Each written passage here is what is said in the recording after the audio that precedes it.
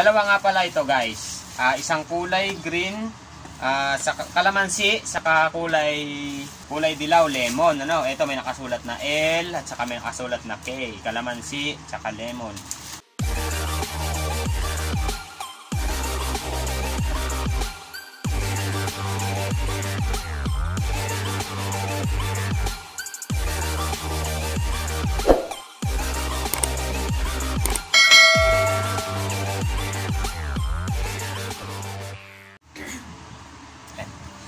Hi guys, ito bubuksan na natin itong in-order natin kay Shopee na isang set na na dishwashing liquid. So tayo na lang ang gagawa ng sarili nating dishwashing liquid, no? Dahil nga yung nabibili natin sa palengke o yung kinukuhanan natin ng dishwashing liquid na pangtinda natin dito sa sari-sari store, yung quality nung kanyang dishwashing liquid ay hindi ganun kaganda sa una. Bali, itong dishwashing liquid na ito ay tayo ang gagawa, no? Dalawa nga pala ito guys. Isang kulay green, sa kalamansi, saka kulay dilaw, lemon. Ano? Ito may nakasulat na L at saka may nakasulat na K. Kalamansi, saka lemon. So, sige. Unahin na muna natin si kalamansi. No? So, guys, ito. No?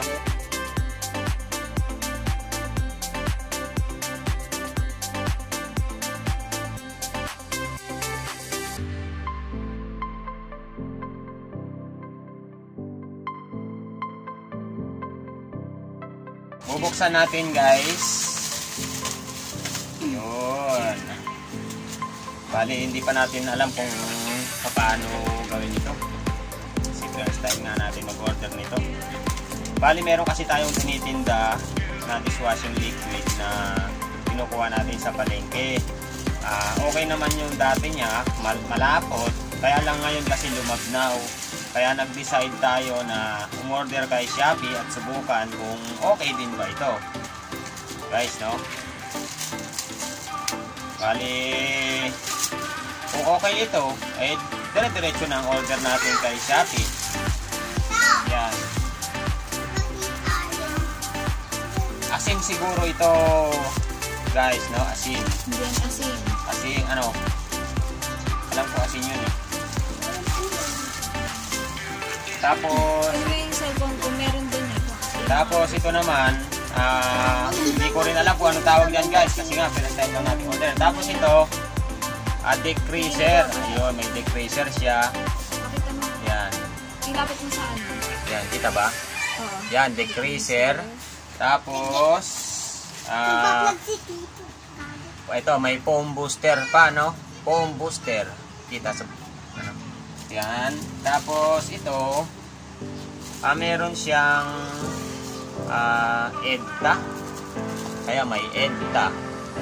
Tapos may EDTA, may neutralizer. Tapos ito, reservative. Ito naman anti-bac. Yung isa, dilaw. Eh, wala naman nakalagay. Tapos ito siguro yung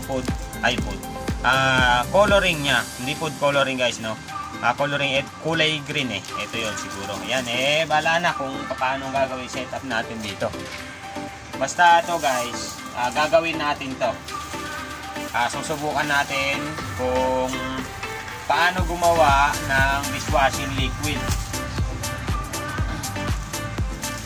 At kung okay ang quality nito guys at malapot, ay siyempre, ito na lang ang gagawin. Ito na lang ang pangtitinda natin na madalas. Bali guys, meron pala siyang kasamang ganito sa kahon, ano? Dishwashing liquid. Ayun, 17 to 18 liters yield. 10 components. Bali nakalagay procedure. Ilagay sa timba ang hindi ko alam kung ano kasi to eh, S-less. So yan, simutin maigi ang laman. Isunod na ilagay ang asin, sodium chloride sa timba.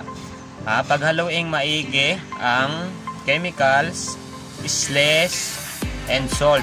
Yan, hanggang sa maging creamy white. Malalaman mo na na-achieve mo na kapag wala nang maaligasgas na feel ng salt sa mixture. Paunti-unting ilagay ang 15 liters ng water. Haluing maigi bago dagdagan ng bahagi ng tubig. Note: isang direksyon lamang ang paghalo upang maiwasan ang pag-apaw ng foam. Ayun. Kapag tuluyan ng naibuhos lahat ng tubig, ilagay ang foam booster, decreaser, neutralizer, EDTA, antibac, preservative, colorant, scent. Haluin mabuti. Ayun. Takpan ang timba, siguraduhin hindi sumisingaw. Set aside for 24 hours upang mag-clarify o mawala ang bula sa mixture. Ayun. Pagkalipas ng 24 hours, pwede nang isalin sa napiling packaging scent. Ayun. Yun lang pala guys, no?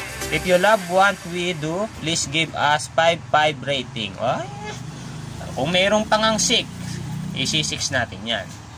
Ayun.